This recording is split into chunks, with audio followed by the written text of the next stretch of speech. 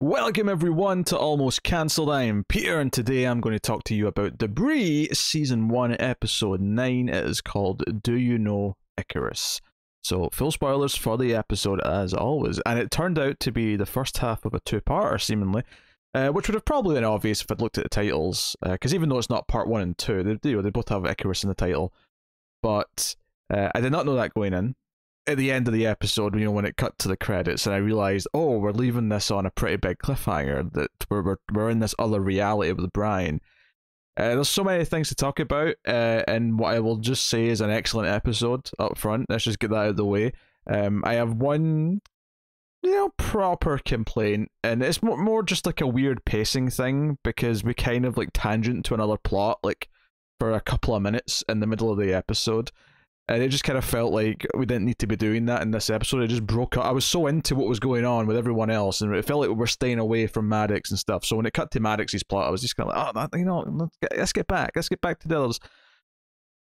But this episode had a lot of things that you've seen in some other way somewhere else. It has a little bit of the Groundhog Day thing going on with repeating time, although it's not exactly just one day resetting. It's someone jumping back about 2 days and seemingly altering reality every time they do, although not altering it in the sense that only from a ripple from something they've done. As is made very clear in this episode, the character we meet, Shelby, the changes that are happening aren't something that he's affecting in the natural timeline.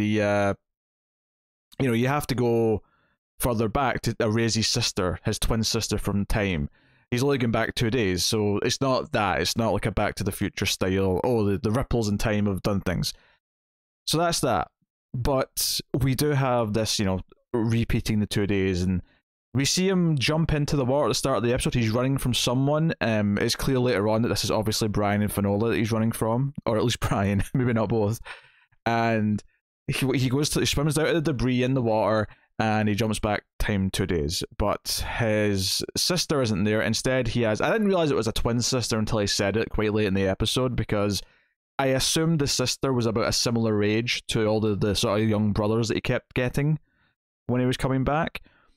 But this episode was great, and one of the things that I liked about this a lot, outside of... Because the episode starts, and it's like, okay, something's going on with reality changing, or time travel, or whatever.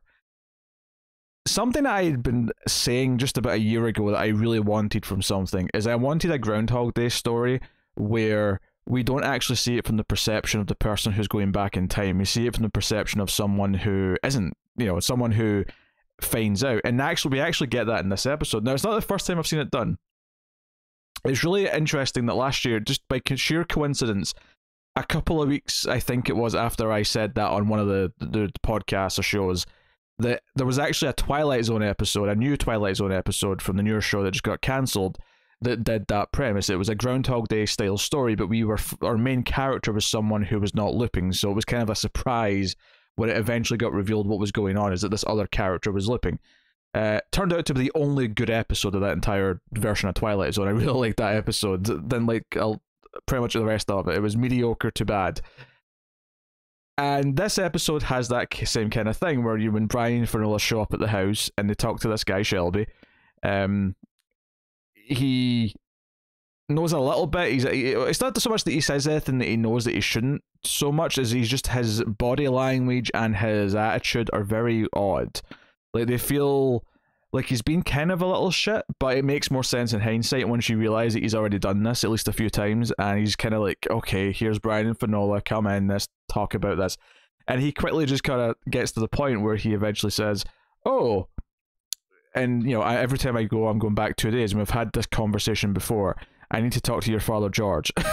And it kind of sets this thing up where he's been phoning George through Finola at least a few times, and George is trying to understand and explain to him what he thinks might be happening and how to get back to his sister.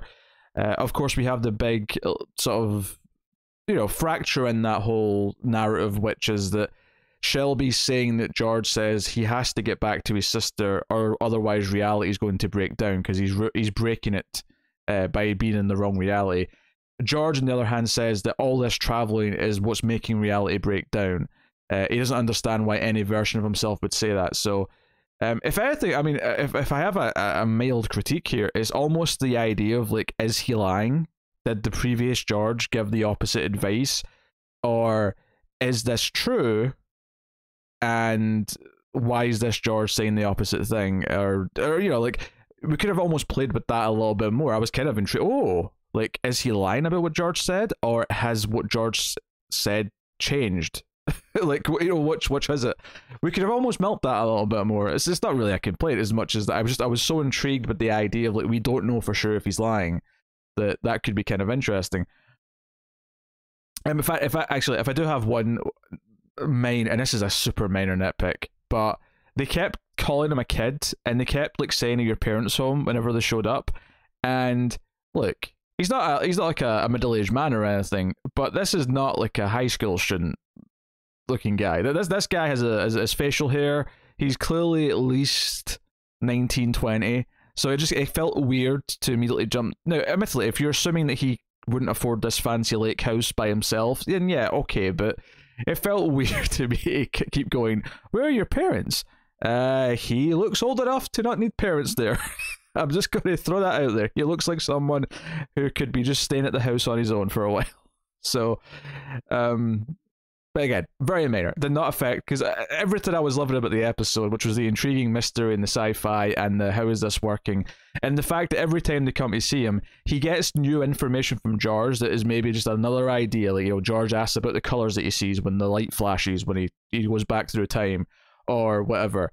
And every time he gets a new bit of information, he immediately just bolts out and goes and swims back to that spot. And Finola and Brian keep not catching him. And like, you're kind of expecting, I think, that by the end of the episode, like, someone's going with them. Like, someone else is going to go back in time or switch realities, and one of our main characters is going to experience that. And sure enough, that's what happens by the end.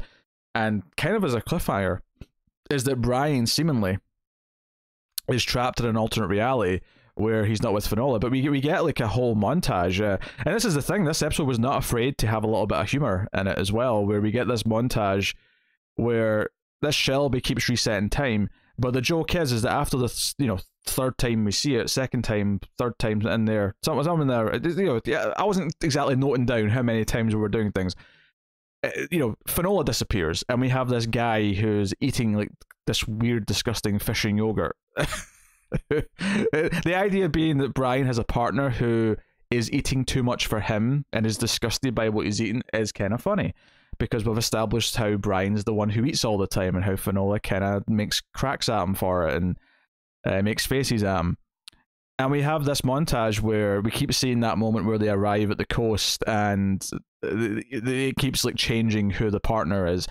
And most of them don't even have a line of dialogue, so I'm going to go out on a limb here and say that a lot of those faces we were seeing and as the partner were probably either members of the writing staff or other people who were getting cameos, because all they had to do was stand there and sort of throw them a device. Obviously there was one or two that probably were actors because they had more lines, but a lot of them just stood there and threw a thing at them. So I'm going to assume that at least a few of those were cameos from non-actors. But that was super fun, and seeing how this plays out. So, seeing Shelby's reaction to it not being Finola and being like, "Oh shit, I need to speak to George Jones," and then Brian's like, "He killed himself like 6 months ago. He's not around," and he's like, "Oh crap." So then that's why we get the montage, because he has to keep resetting it to try and get George back so that he can get more advice.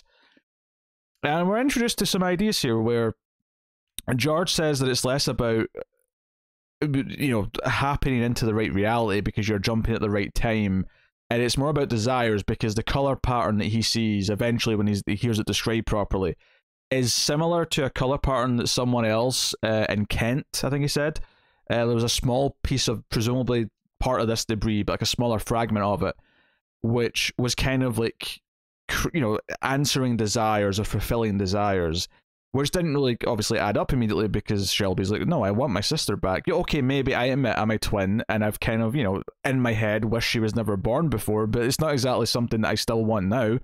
Like, I've been fighting to get her back for all these, loops and loops and loops. That's not what I want. But there's a nice little seed here that's planted, where George says to Finola over the phone, because he's on speakerphone, and we didn't even mention, George has been planted at this guy Garcia's house, who was injured by some of the first debris that came down. He was one of the first like operatives from orbit to like go and check it out, and was injured by it. He's got like weird eyes, he's got scars all over his face, and he's helping George build stuff. But there's a bit of a history there with George, where there's a bit of awkwardness.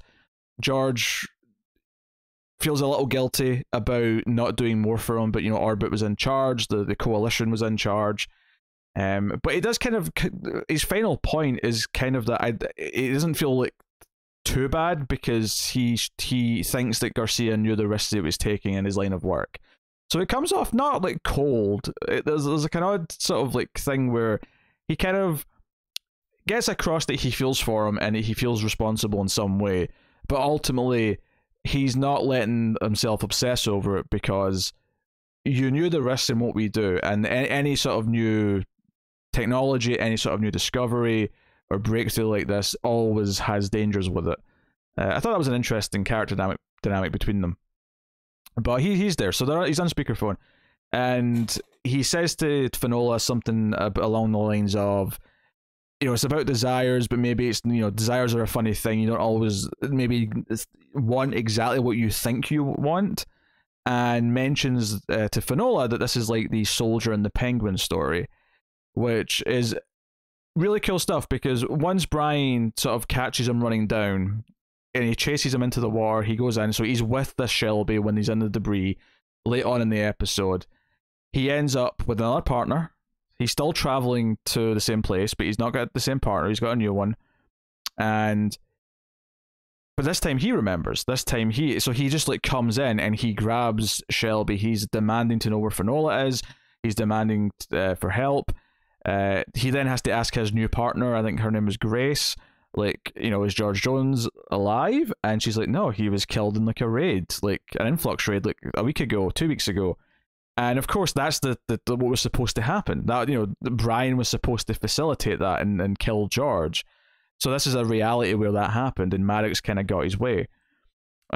So that's super fascinating in and of itself, that we're kind of jumping through realities that we can to some extent understand. We understand at least some of the dominoes that are different and how they fell differently. And he calls Finola, who's in London, MI6, at the desk. She's doing desk work, and he calls and says, this is going to sound crazy. He explains a little bit of it, but ultimately says, I need to hear the story about the penguin and the soldier. Your father said that was going to help. I need to hear this story. And obviously she doesn't quite understand, and she's, it's very mysterious and all the rest of it, but this obviously forms enough of an attachment that she wants to tell him this, and she tells him the story. The ultimate point being is that someone, if they never let anyone into their heart, it means that they've never really had anything, and the exact dialogue is escaping me, but it was the idea being that if you never let anyone in, or if you're too scared to let anyone in, because it means you won't have a steel heart anymore. And it all ties in, of course, to the fact that Finola, and I said this way back, at the start of the show, the first couple of episodes, that Finola was going to be largely a catalyst for Brian, kind of basically be willing to feel again and to care again, because he was that detached guy who couldn't get emotional or be involved in anything emotional. And here he is at the end of this episode, and he's trying to fight his way back to Finola because she means a lot to him. And yeah, it did kind of sound romantic almost, the way he said it, when he said he was trying to get back to someone really important to him. Now, it doesn't have to be romantic. I actually kind of hope it isn't romantic ultimately, and it's more the strong friendship, the strong bond. If it is romantic, I won't be that pissed though. I mean, I think it works well enough. I don't. It's almost like I just want it not to be romantic, just because it's the typical TV trope to kind of fall into. And I think it almost feels more special if it isn't, but it won't be like a deal breaker if it is. But the idea that he is aware and cares enough now, and the idea that Finola wanted to fight for her father, that Finola didn't trust Maddox, that she wanted to help the people they were encountering, like the idea that this has kind of taught him a little bit of humanity and empathy, and he sort of reconnected with that side of himself. if he'd ever connected to it in the first place, he needs to get back to her, because now he's away from her, and maybe it's the shock of her not being there, is having to experience a world without her, where he suddenly realizes all the things she's added to his life. That is a really great cliffhanger, I think, because then we end with him sort of trapped here, and presumably he's going to try and go in the water again and the debris, and we hear Maddox say to the partner Grace to not let him do that no matter what. Don't let him interact with the debris again, and whatever it takes, implying that if you have to shoot to kill, then you do it.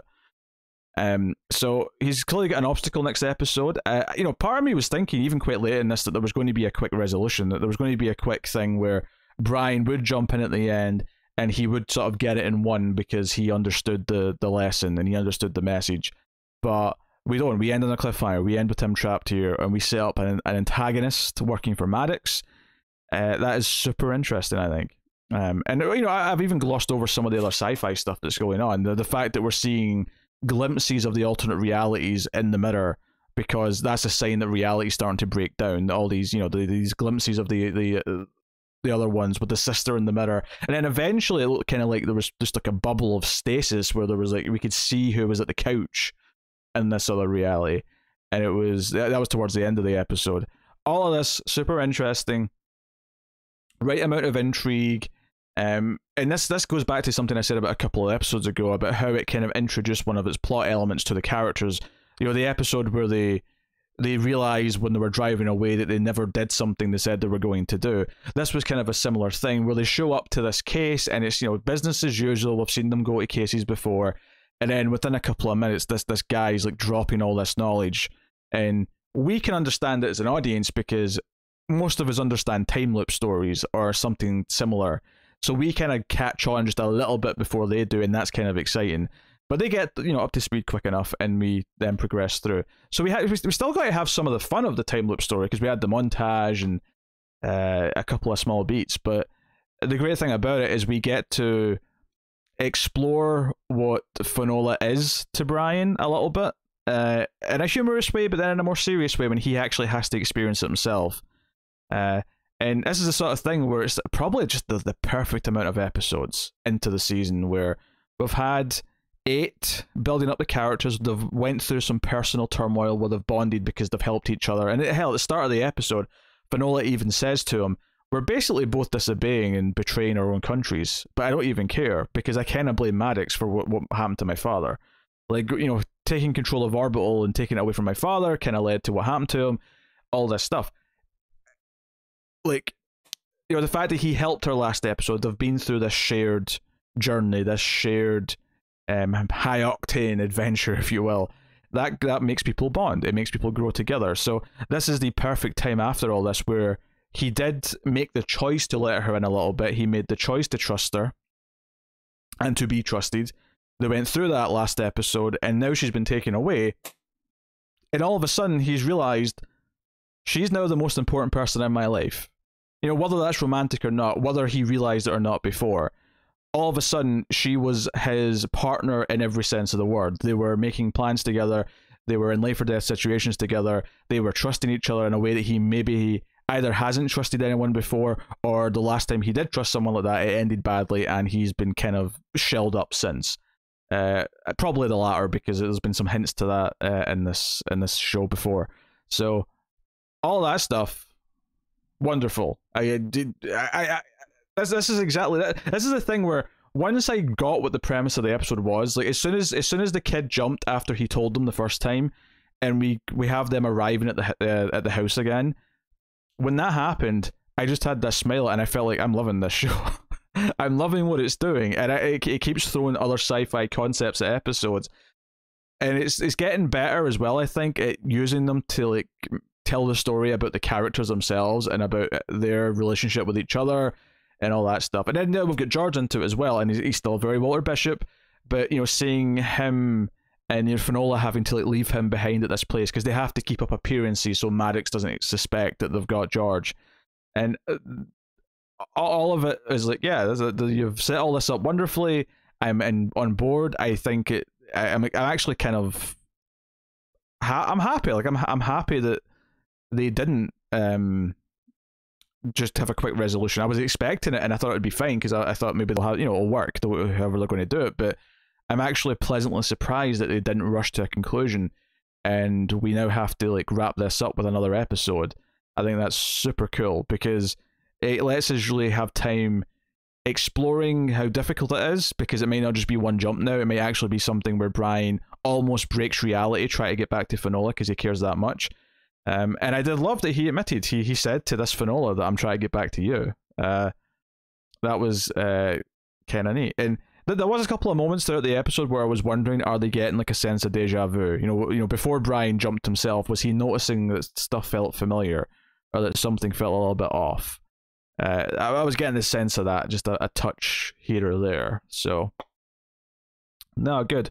And this is the thing, I think people, critiqued the two characters back at the start of the show, and I kind of felt that there was enough of a foundation that I felt like they were going to grow well enough as the episodes went on, and I feel like, at least for me, I was right. And I don't know, maybe that doesn't mean much, that I'm patting myself on the back, but at least for what I was expecting out of them, or the potential that I could see, I feel like it is kind of living up to what I was thinking, which is I'm really starting to care more and more about these two characters. And this two-parter seems like a really pivotal part of that story. And we've had pivotal moments before, of course. I mean, I spoke a lot about the last few episodes where they decided to trust each other, how much they were opening up and just immediately telling each other things last episode, being there for each other, all that stuff. But this feels like a pivotal episode that really puts to the test where now it's that relationship that's at jeopardy, as well as the rest of the world in reality. But that's not as important to us as the audience. The most important to us is that relationship's at jeopardy, because it's the heart of the show, and we're rooting for him to get back to her. So, exciting stuff. Really good. Yeah, the other plot with Maddox is that it's kind of a twofold thing. One, I think that it's just poorly placed in this episode, in the sense that I just did not give a shit. I was like, get back to the others. This plot is so good. Do not leave this for this Maddox plot where he's suspicious about his wife cheating on him. And then it turns out that it's actually a lawyer because she's going to divorce him. Which is worse? Is that worse? I guess it's worse. I don't know.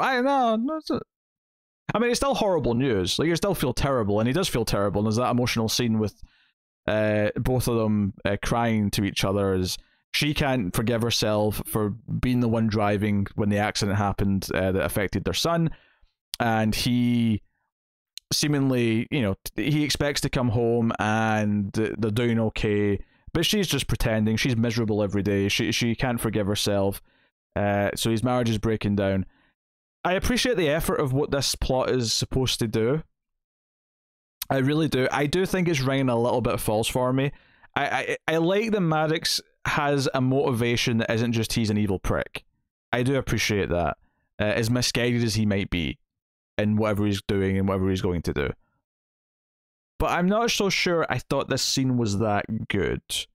I think on paper it could have been really great, and I don't think the execution is terrible, but it feels mean to pick on the acting and say it's the acting that's the problem. I hate doing that specifically because I feel like I'm being a little pointed in what I'm critiquing here, because the dialogue probably could have been better too. The scripting could have been a little bit better. But I noticed the direction was fairly simple for this, where they have this confrontation outside the hotel, and it's a lot of handheld, but it's typically just this sort of fairly tight two shot of both of them in the frame, and then of course their reverse shots of each other. Really simple, directing 101. And there was a moment where it cut to the two shot, and they're both kind of crying as they're speaking, and it just I kind of just felt a little detachment and felt out of it. I felt like I was watching two actors try to do a really emotional scene, as opposed to being engrossed and like into the emotional scene. So I'm not trying to say it was laughably bad or anything like that. I don't think that's really not what I'm getting at. But I don't think it quite hit the level that it needed to hit to really make me give a shit about this particular plotline. I appreciate the intent of what it's doing. and I think that's fine. I don't know if I need to see much more of, like, we've established what Maddox's home life is now. I don't know if we need to see much more of it beyond this point. We probably will, but I think the biggest detriment for it, though, is that it came in the middle of an episode where the last thing we wanted was to cut away to a Maddox plot.